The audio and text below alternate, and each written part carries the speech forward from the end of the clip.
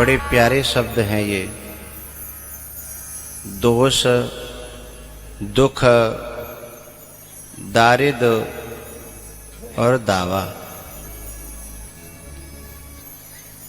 बताएं कि रहने दें? नहीं कर रही हैं? अच्छा,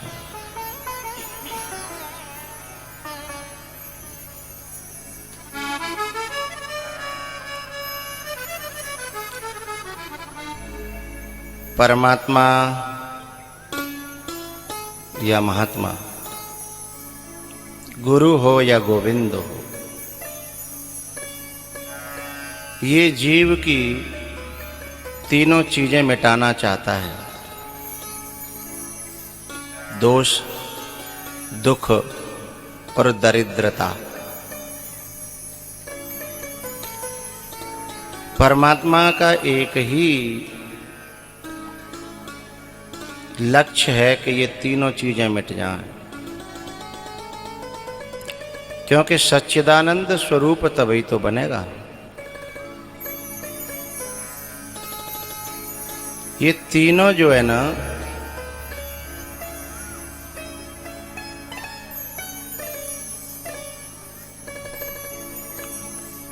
जीव के जीवन को नरक बना देते हैं। यदि हृदय में जलन है, दावा माने अग्नि, जीवन में हृदय में जलन है तो उसका कारण है कि कोई न कोई दुख है। जलन नहीं होगी और कोई दुख है, इसका मतलब है कि उसके भीतर कोई दोष बैठा है। बिना बीज के पेड़ नहीं होता और बिना पेड़ के फल नहीं होता।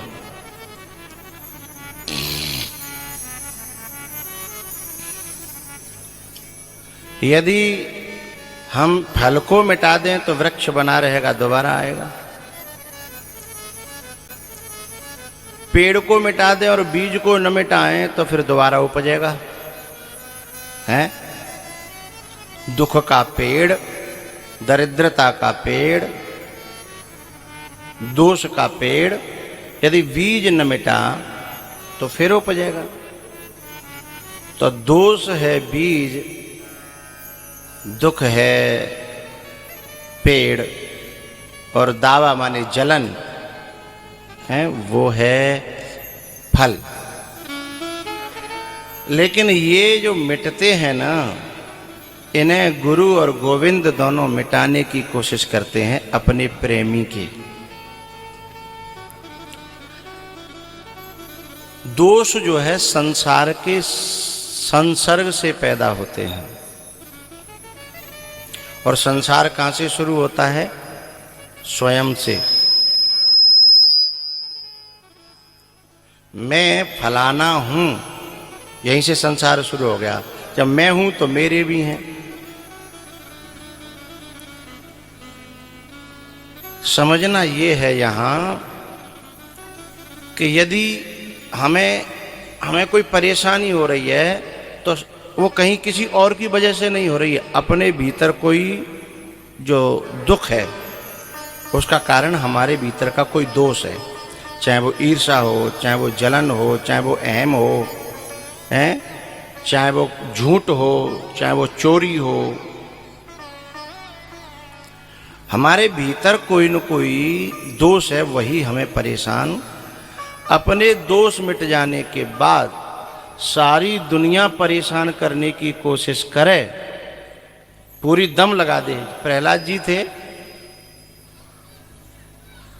उनका बाप अपने पूरी दम लगा रहा है उन्हें परेशान करने में, लेकिन प्रहलाद जी को पता ही नहीं है परेशानी होती क्या है। हैं? पूरा दम लगा दी बाप ने।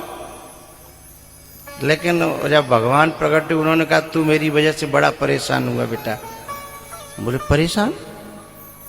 क्या परेशान हुआ? बोले तुझे अग्नि में जलाने की कोशिश करी। बोले कब? क्योंकि जब होलिका ने जलाने की कोशिश करी तो अग्नि तरुण के लिए तो उसके आसपास तो ठंडक थी ना, तो अग्नि दुनिया को दिखी, उसको नहीं लगी।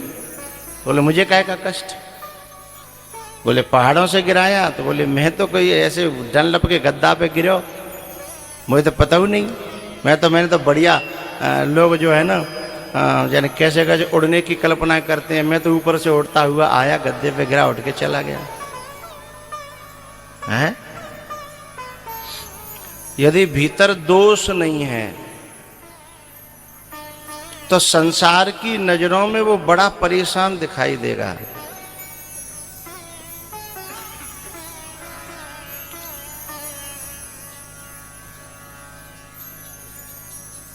लेकिन अपने अंदर वो बड़ा खुश होगा।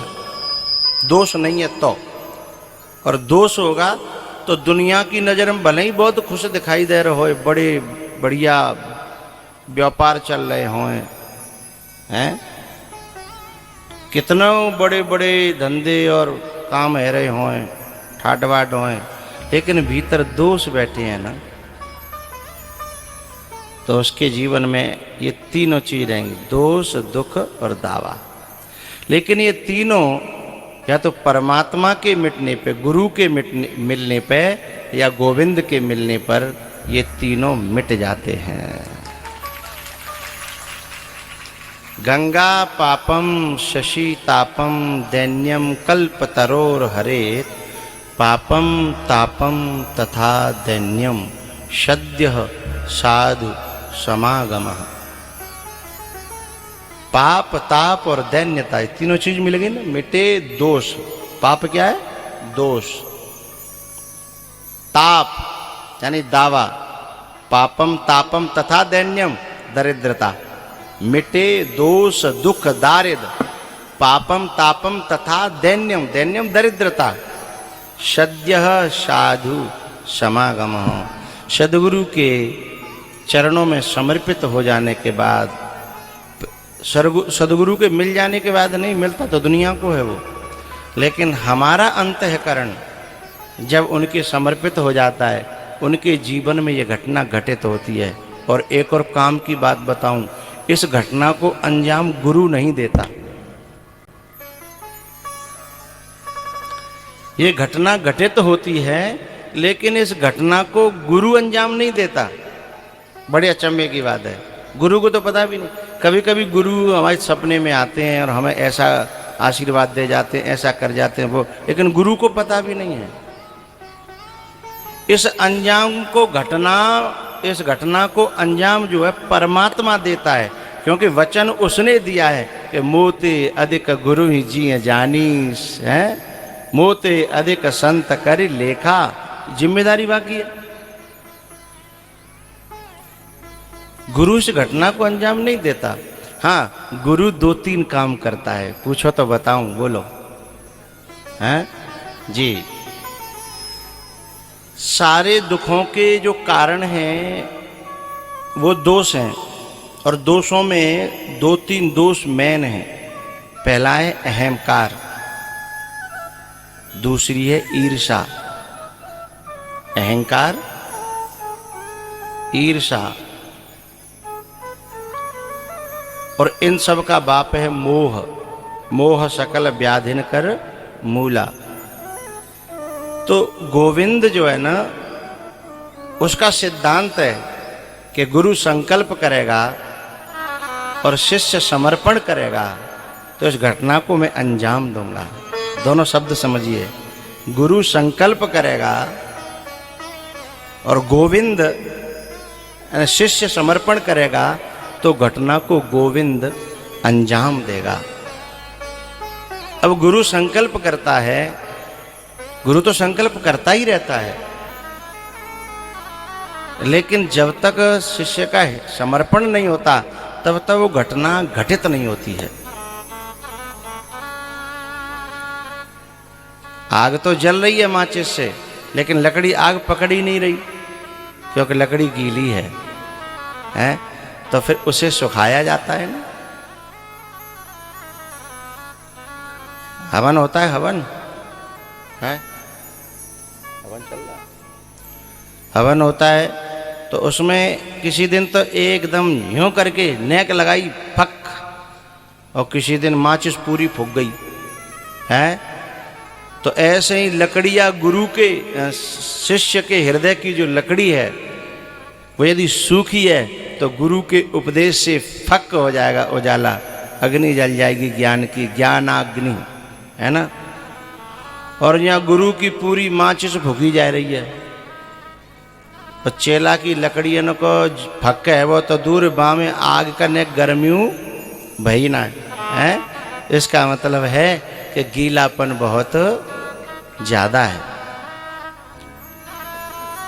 आज क्या है, तुम लोगों ने यहाँ रेलिंग नहीं लगाई ना तो तुम लोगों की पूरी जगह घेर ली है। यहाँ रेलिंग लगाई होती ना तो तुम बचे रहते हैं। यदि प्लॉटे खुला छोड़ोगे तो पड़ोसी बई में पोए बांधेगा अपने। अब कोई बात नहीं, इंटरवल में कर लेना है, लंच में।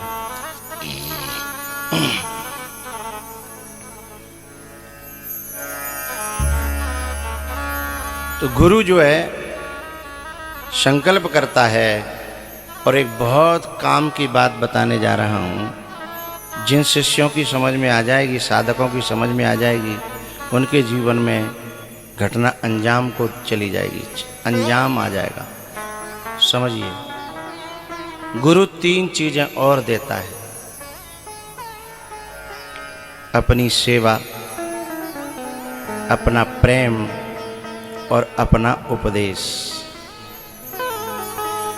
प्रेम हृदय से देता है वो, कभी अपनी सेवा भी देता है और फिर कभी अपना वचन भी देता है, प्रवचन भी देता है। ये 3 चीजें दे करके वो करता क्या है, क्या करना चाहता है, समझिएगा। बात चल रही है, मिटे दोष दुख दारिद दावा, आज नाथ में काहन पावा।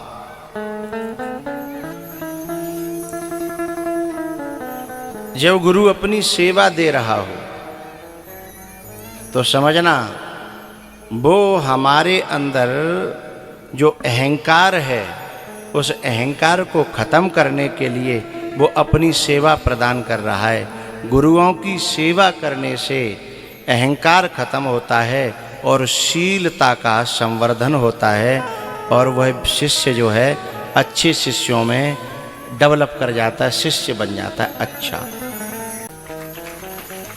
लेकिन गुरु यदि सेवा दे अपनी तो ये मत समझना कि हमने सेवा करी है। सेवा अहंकार को दूर करने के लिए दी गई थी, न कि अहंकार को बढ़ाने के लिए। यदि हमने अहंकार कम करने की जगह उससे कम न हुआ, जैसे कभी कभी किसी डॉक्टर ने दवाई दी और उस दवाई से जो काम होना चाहिए तो वो न होकर के उल्टा हुआ, रिएक्शन कर गई, तो फिर गुरु सेवा छीन लेगा, गुरु सेवा को छीन लेगा। लेकिन हमेशा के लिए नहीं छीनेगा, कुछ समय बाद फिर देगा और डोज बदल देगा, सेवा फिर दूसरे प्रकार की देगा, सेवा दूसरे प्रकार की देगा। क्योंकि गुरु जो है अंतिम समय तक कोशिश करता है, वो कभी हार नहीं मानता। सेवा दे, हम कभी कभी क्या गलती करते हैं, जैसे हमने पानी में डुबकी लगाई और पानी में डुबकी लगाई तो पानी में डुबकी लगाते हैं तो हमारी जगह बन जाती है ना।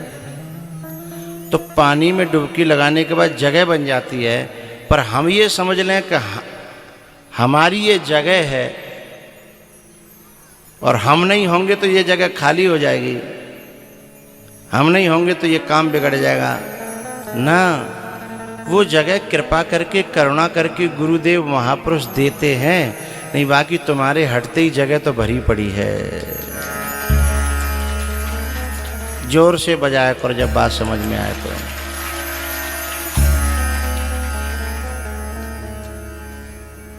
अपनी सेवा, चाहे वो धन की सेवा हो, चाहे वो कार्य की सेवा हो, चाहे वो कोई भी सेवा दी जाए, सेवाओं के प्रकार अलग अलग हैं। जो सेवा दी जाएगी वो शीलता को बढ़ाएगी और अहंकार को कम करेगी, तो सेवा साधना बन जाएगी। और यदि उसने अहंकार को और बढ़ाया तो सेवा रिएक्शन बन जाएगी। तो अहंकार की रूपी दोष को खत्म करने के लिए गुरु अपनी सेवा प्रदान करता है, पहली बात। दूसरी बात है, मैंने 3 बातें बताई। गुरु सेवा प्रदान करता है, प्रेम प्रदान करता है, और तीसरी क्या बताई थी? उपदेश यानी प्रवचन प्रदान करता है। तो गुरु प्रेम देता है। प्रेम क्यों देता है? मोह को खत्म करने के लिए। सेवा अहम को खत्म करने के लिए, और प्रेम मोह को और ममता को खत्म करने के लिए। क्योंकि जब गुरु का प्रेम मिलने लगता है तो संसार की मोह और ममताएं अपने आप ढीली पड़ जाती हैं, फिर दुनिया अच्छी।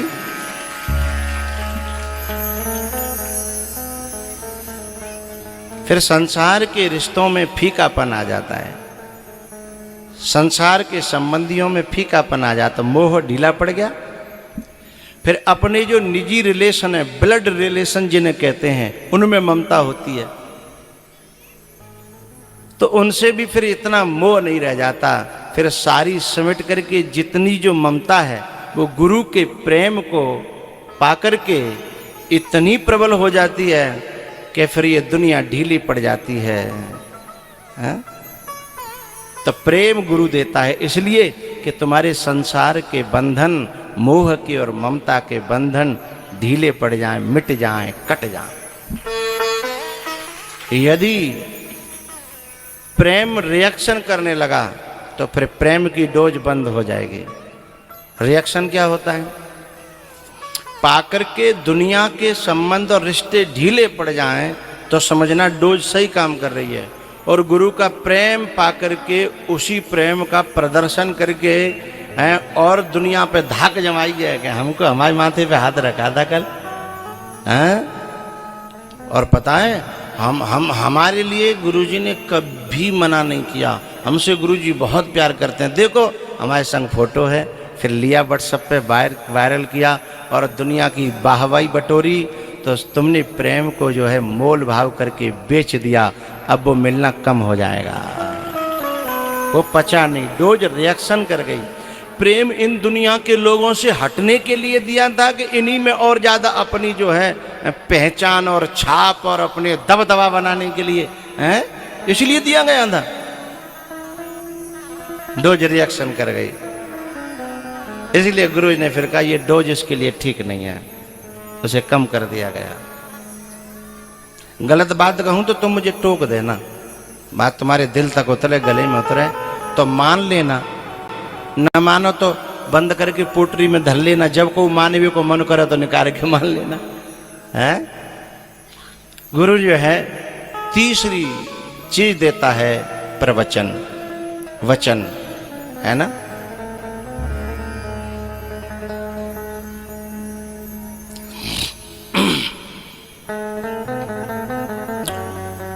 जो तीसरा जो प्रवचन है,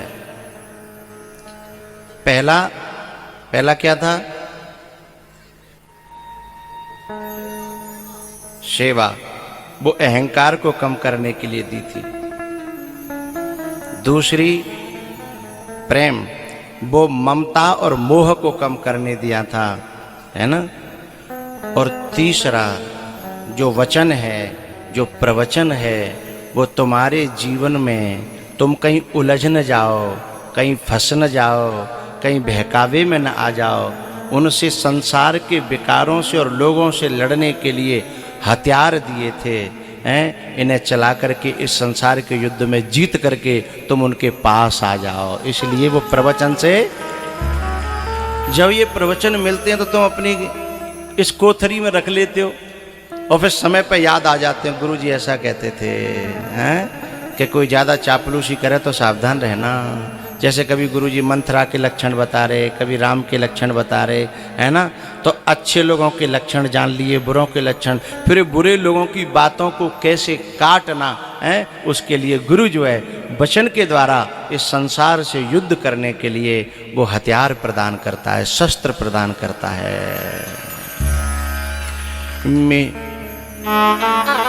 मिटे दोष दुख दारिद्रता आयुनाथ में काहन पा